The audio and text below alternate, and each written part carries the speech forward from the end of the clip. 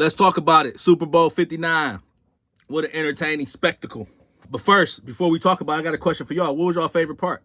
Let me know. Comment below. Make sure you like, comment, subscribe, and click that notification bell so you can know when I upload these videos to talk my shit. John Batiste, I think is how you pronounce it.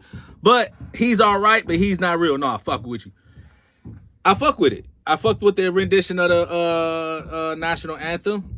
It was different. That's one of the words that I would use to describe it. It was very different. It was unique, which is valuable. Anything that's unique is valuable. So I like the fact that he did something that only he could do. Only he could produce. He didn't go up there and try to sound like nobody. He really didn't even try to make it sound like the fucking national anthem. But to me, it was dope. He from New Orleans. Before I get to the game, I got to talk about Kendrick and the halftime show. That shit was epic.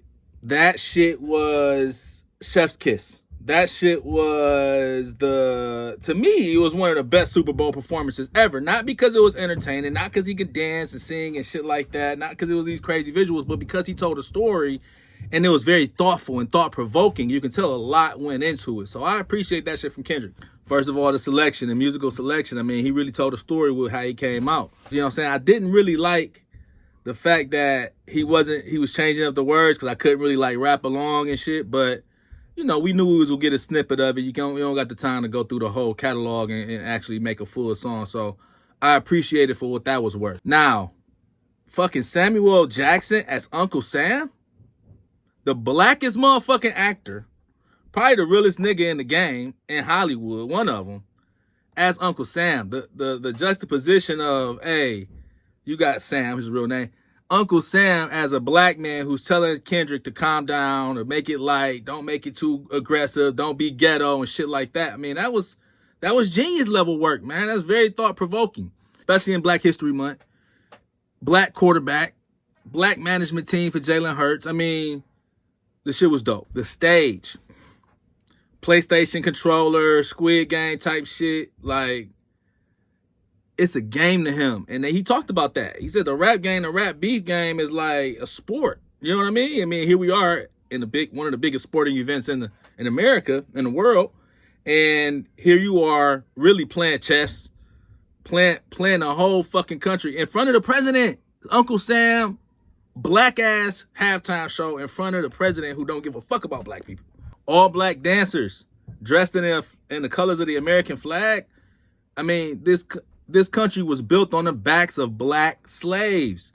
Like, the historical relevance to that is dynamic. I think it's dope. Again, I think it's genius level. I think it's very thought provoking. Yeah, black entertainers are going to have black dancers. Beyonce had the black dancers. Usher probably had, a lot of black dancers. And it's like, shit, Bruno Mars, is he even black? I don't know. But he had black dancers, right? Like, so I'm not saying just because you have black dancers, but the symbolism again in Kendrick with the Uncle Sam, with going against Drake, Canadian, half white, like, that shit was dope, man. Then you got people, the whole mainstream media all week, I'm leading up to it, the radio, whatever, TV, you turn it on, and people asking, is Kendrick gonna really say, is he really gonna deliver the song? Not like us. Like, why wouldn't he? I always thought, why wouldn't he? Won a fucking Grammy off of it. It was the hottest song in probably the last decade, real talk.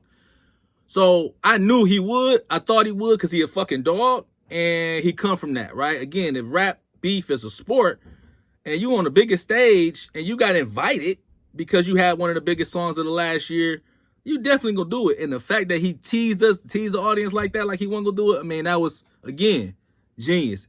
The chain, the A, lowercase a, I don't know, I'm not a musical guy, but is that shit really the symbol for A minor? If so, again, another level of petty, but another layer of the rap beef that you gotta include in this shit. It can't just be what you say. It gotta be the nonverbal communication too. To me, he solidified himself as a top 5 entertainer, top 5 rapper with how he handled Drake, man. He bodied him. I don't know if Drake could ever recover. I'm not saying that he not gonna sell out shows. I'm not gonna say he not gonna sell 250,000 copies in the first week, his new album. I'm not saying that. I'm not saying he not gonna have supporters. He got people that support him. But what I'm saying is his confidence gotta be killed.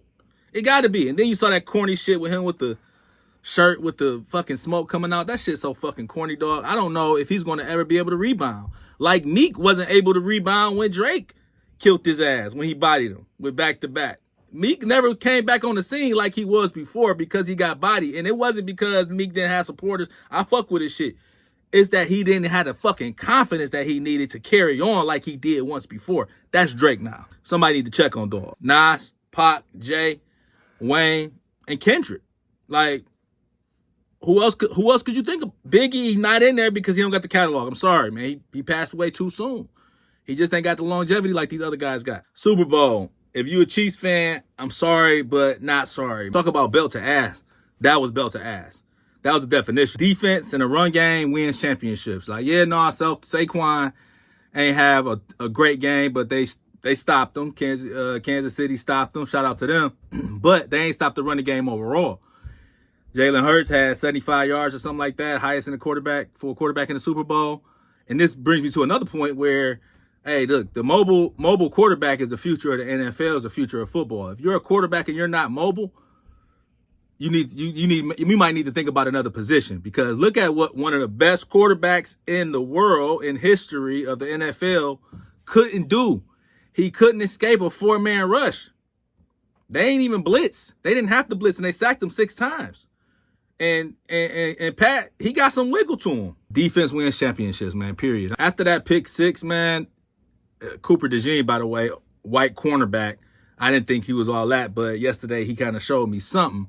You don't have a big game like that if you ain't put the work in practice, if you ain't really that talented. He had a great game on his birthday. That pick 6 killed him.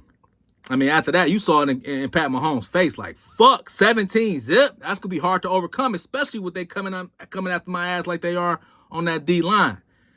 I knew it was over at that point. I ain't know, but I had a good feeling it was over at that point. Now you playing from behind. Now you ain't in the rhythm.